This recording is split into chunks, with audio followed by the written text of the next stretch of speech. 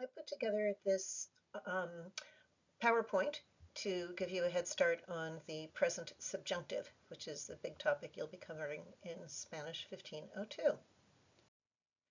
A lot of students are afraid of the subjunctive and seem to have trouble with it, but honestly, I don't think it's that bad. I really like the subjunctive personally. In terms of Spanish verb topics, the real monster is what you learned this past semester, the difference between the preterite and the imperfect. So the preterite is hard to conjugate. There are all those accent marks, the O that isn't on the yo form, the only to form in Spanish that doesn't end with an S, tons of irregulars, and then the difference between when you use the preterite and the imperfect is so subtle that you end up making judgment calls, and people who teach Spanish have to resort to all sorts of metaphors and diagrams to try to make this subtle difference apparent. Um, in in contrast, the subjunctive is more of a kitten. So the conjugation is a pain, but you already know it because it's the same conjugation that you've used for formal commands. Remember that whole business of opposite endings, carrying over yo irregulars like conozca from conozco, the dishes irregulars, and having to make spelling changes in car sar verbs. Those are stuff that you've already learned and hopefully remember. And in terms of the use, the subjunctive uh, has, and this is different again from the preterite imperfect distinction, there is a clear set of contexts that trigger the subjunctive. So there isn't a lot of doubt about when you should use it. And what's even better is that most of the uses can be related to one fundamental principle. And that's really what the main point of this video. So just to have a quick look at the conjugation of the subjunctive, you remember opposite endings for the formal commands. So in the subjunctive, those are fleshed out to full conjugations. So like AR verbs, like hablar, have E on all the endings. Hable, hables, hable, hablemos, hables, hablen, and ER and IR verbs have an A. So that's the basics, opposite endings. And then you have this carryover of yo irregularities. So a verb like conocer, which is conozco in the yo form in the present, all the subjunctive forms are going to have the sk, so conozcas, etc. Go verbs like hacer, they're going to keep that g all the way through, haga, hagas, haga. And boot verbs will have the boot change in the boot forms. So piense, pienses, piense, piensen, but you stick with pensemos and penses outside of the boot. You already know that there are six very irregular irregulars in the command forms, and it's the same thing with the subjunctive. So we have dar, ir, ser, aber, star, saber. It's the dishes group, and you're already familiar with what these forms look like, hopefully.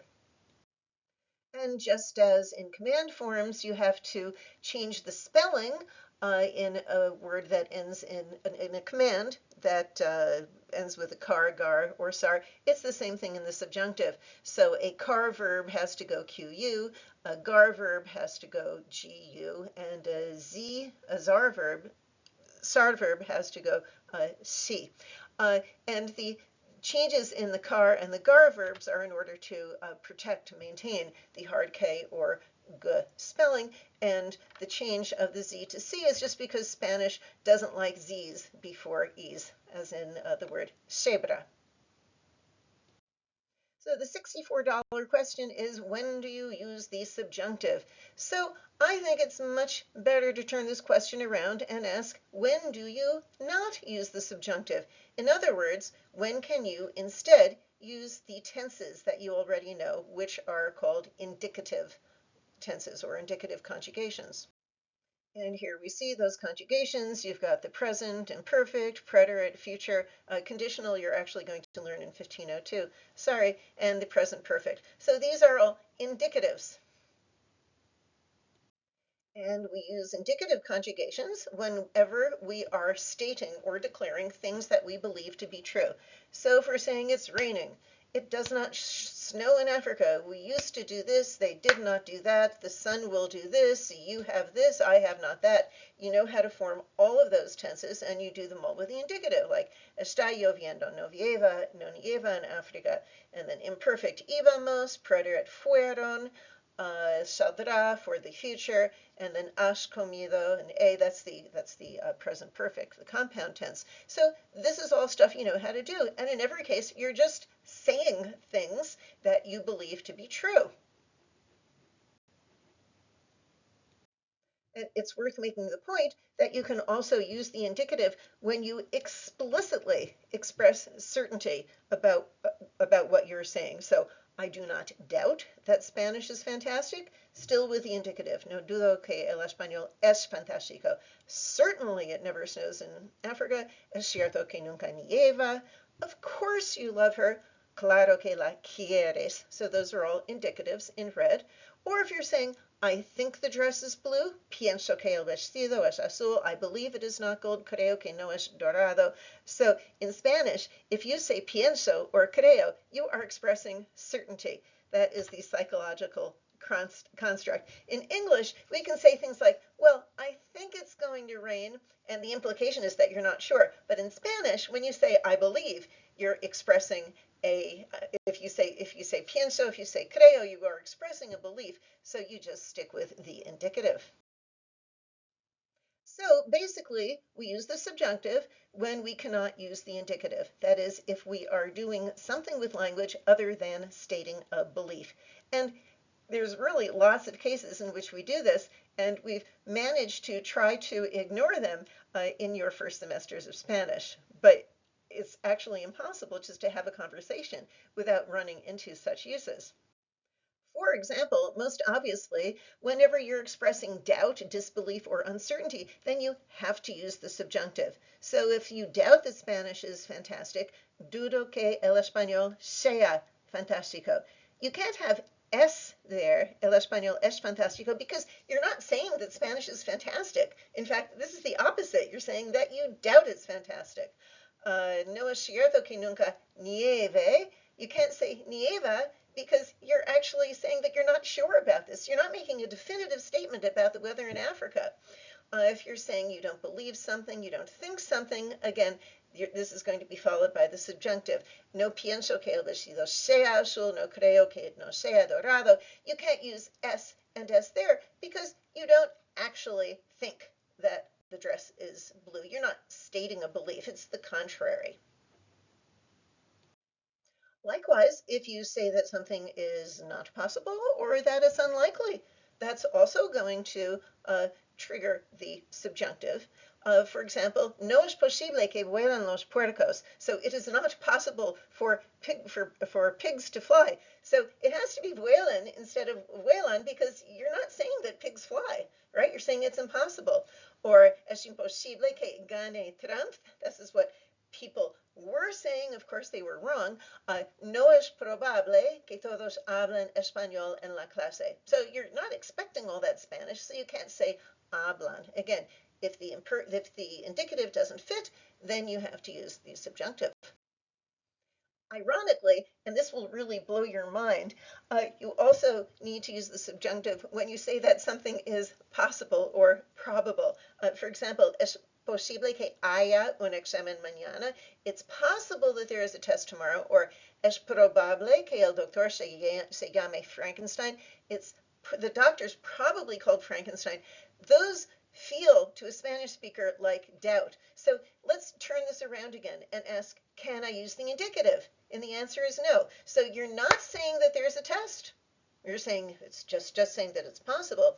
And you aren't saying the doctor's name is Frankenstein. You're just saying it's probable, so you're not actually sure. So again, to the Spanish mind, if you say pienso que or creo que, that is a definitive statement, and then you use the indicative. But if you say es posible or es probable, you're opening the door to doubt, so you have to use the subjunctive.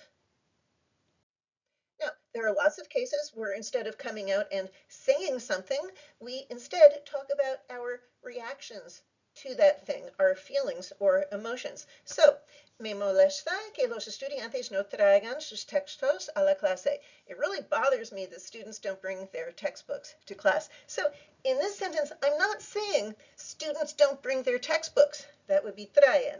Instead, we're sort of taking it as given, and what I'm declaring is how I feel about it. Likewise, es interesante que Paraguay produzca mucha soja. So the point of the sentence is not to say that Paraguay produces a lot of soy. Let's say we all know that. Instead, I'm talking about that fact that to me it is interesting. Or again, es bueno que visites Mexico. Oh, it's a good thing that you're visiting Mexico. So we all know that you're visiting Mexico, but the point of my sentence is to state my opinion of it, which is that it's a good thing. So these sentences don't state that students slack on textbooks, that Paraguay produces soybeans, and the visit is a good thing. Instead, they presume these facts and make a declaration in the indicative about the speaker's own feelings about them. Now, notice if I say es bueno que visites Mexico, that could also be taken as like dropping a hint or giving a recommendation, like, hey, it would be really good if you visited Mexico. So that works also with the subjunctive, because again, I'm not saying you do visit Mexico. I'm not stating a fact. And in general, when you tell somebody to do something, that doesn't mean that they'll do it. So anytime you give advice, you make a recommendation, you issue a command, then that's going to be a context for the subjunctive. For example, es importante que todos me escuchen. It's important for everybody to listen to me. Am I saying that people listen to me? No, they might not even listen. The sentence is about its being important. Or la profesora insiste en que hagamos mucha tarea. So she insists that we do a lot of homework. So this is not saying we do a lot of homework. Maybe we don't. So hagamos has to be in the subjunctive. Likewise, recomiendas que yo pida. Do you recommend that I order? Again, I'm not saying that I order. That's just what you're recommending. And quiero que salgan ahora. I want that they leave now. And I'm not saying they leave. Maybe they won't. So that has to be in the subjunctive. Likewise, if you're expressing hope, espero que no llueve el día de la fiesta. I hope it doesn't rain the day of the party. You're not saying that it isn't raining the day of the party. You're talking about your own hope about what might be the future weather. Ojalá que comprenda el subjuntivo. So, I wish to God that I could understand the subjunctive. I'm not saying I understand it. I'm using this wonderful Spanish word, ojalá, which comes from Arabic, which means God willing, and it has the Arabic word Allah in it. So, God willing, I'll understand the subjunctive. So we can't use the indicative because we're not saying that I do understand it. Now, it's important to know a weird exception after the word si, meaning if. That sounds like there's no way you could use the indicative, but in fact you do. Like, si estudio, aprenderé. So I'm not saying I study, so I really should be using the subjunctive, but Spanish has a thing that happened historically. They used to have a future subjunctive, which would show up after si. And when they lost that, the language sort of defaulted back to the present indicative. So never, even though it's tempting, don't use the subjunctive after if, after si, except when you go to the past tense, the imperfect subjunctive, then you will use that after if, and you get sentences with sort of hypotheticals, like si tuviera dinero, if I had money, compraría un apartamento in Manhattan. All right, so si tuviera dinero, if I had, and again, the implication is that I don't actually have it. So that's si with subjunctive, but the past subjunctive, which Spanish also has. But you may find yourself in circumstances where you're trying to decide, like maybe on a test, whether you need the subjunctive or the infinitive. So you have all along been producing sentences which have a verb that's conjugated, like quiero, and then another verb that's in the infinitive, like quiero estudiar. And here, there's no change in subject. I am the person who wants, and I am the person who will study. Quiero estudiar. No change in subject. the first verb is conjugated, second verb being the infinitive. Likewise, esperan ver España algún día. So they hope that they will see Spain. No change in subject, use the infinitive. Or no es posible, so that's a general statement. No es posible aprender sin estudiar. This is also indefinite, a general statement. So no change in subject, use the indicative. This is something that you already know to do. The subjunctive is going to show up when you have a change in subject, which you will always mark with que. So, quiero que estudies. I hope that you study. Mi amigo espera que su familia vea España.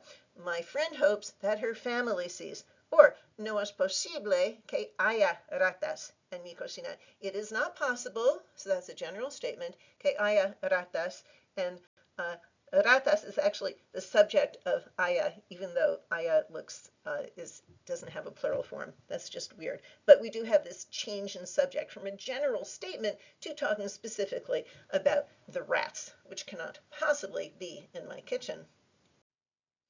So another very common use of the subjunctive that looks different because it's a different kind of structure, but again, it fits this general pattern of when do you use the indicative, and if not, you use the subjunctive. So this is when you are describing something. So, tengo un apartamento que tiene 3 cuartos. I have an apartment with 3 rooms. So a sentence like this, you're sort of combining 2 ideas implicitly. You're saying you have an apartment, and the apartment has 3 rooms. So that second part, it's a declaration about the apartment. So you're going to use the indicative. So you're just actually describing this apartment, which exists, and you're saying it has 3 rooms. But what if you have a hypothetical apartment? What if you say, busco un apartamento que tenga 3 cuartos? So here now we have busco un apartamento. I'm looking for an apartment, which I don't know yet if I'm going to find it. And then I'm saying that this hypothetical apartment has 3 rooms. I can't use the indicative because I can't say it has 3 rooms because I haven't found it yet. So I have to go back to the subjunctive. So you can't use the indicative in number 2 because you aren't stating the apartment has 3 rooms. This is just something that you are hoping for. And subjunctive versus indicative can be really subtle, but again, it's completely principled. So here's the first example is just like the one with the apartment. Busco un profesor que sepa enseñar bien. I'm looking for a teacher who knows how to teach well. You might not find it, but you have this teacher in your mind as this hypothetical good teacher. As opposed to, busco a un profesor que se llama Jorge Piedras. So here, you're at a university. You know this teacher. The teacher's name is Jorge Piedras. This is a teacher who exists. So here you're looking for an actual teacher, and you're describing the teacher. So of course you use the indicative. Busco un profesor que se llama Jorge Piedras. And note that now, since we're talking about a specific professor who exists, you have to put in the personal I. So I really like this subtle distinction because we could really use it in English. Every so often you say a sentence like, my daughter wants to marry a boy named Ralph whose parents are circus clowns. So does Ralph exist? In which case, my daughter has found an interesting person to marry. Or maybe my daughter has this crazy idea that this is the kind of guy she's looking for. And in that case, in Spanish, you would translate this with the subjunctive. So in English, it's ambiguous, but in Spanish, it isn't, because in one case, you'd use indicative if it's an actual guy, and if it's just her ideal, then that would be the subjunctive. And there's one more use, which is again different structurally, but it fits the same pattern. So let's say we say, siempre comemos bien, we always eat well, cuando mis padres visitan. So this is the situation where whenever your parents come to visit you at Fordham, they take you out to eat and you have a really nice meal.